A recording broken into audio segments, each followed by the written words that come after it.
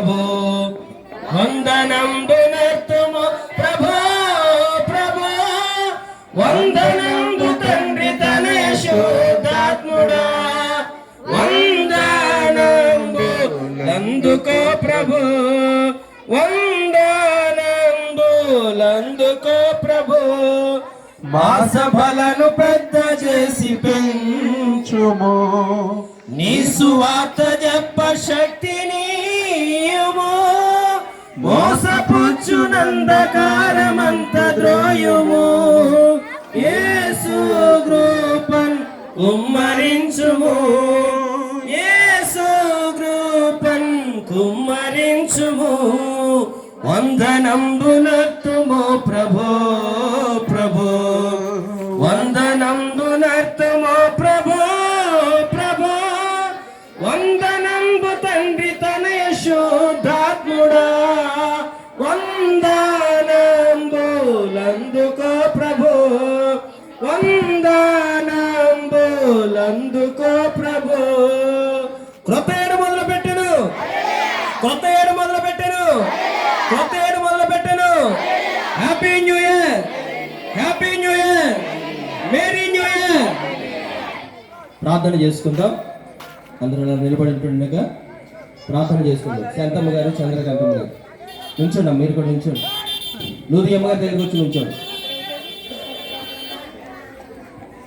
దేవుడు ఆరోగ్యం ఇవ్వాలని ప్రార్థన చేయండి.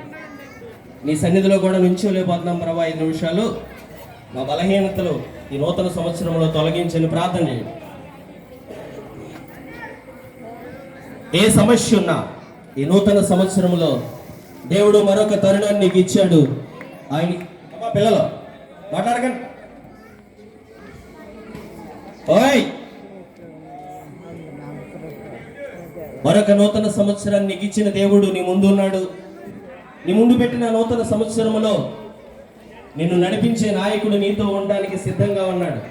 ఆయన సహవాసం నువ్వు కోరగలిగితే, ఆయన సాన్నిధ్యాన్ని నువ్వు ఇష్టపడితే దేవుడు మరిన్ని మేలులతో నిన్ను నింపి మునుపటి కంటే అధికమైన మేలులు నీకు చేయటానికి ప్రభు ఇష్టపడుతున్నాడు.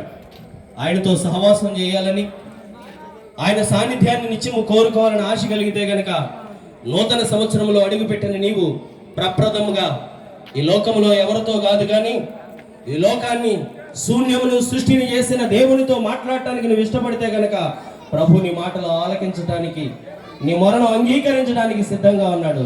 ప్రార్థన చేద్దాం. అమ్మా పిల్లలు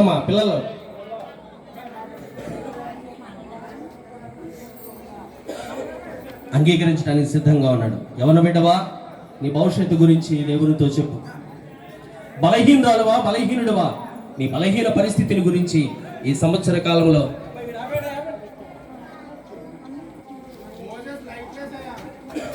లైట్లు వేస్తారు మోజేష్ గారు. ఆపండి.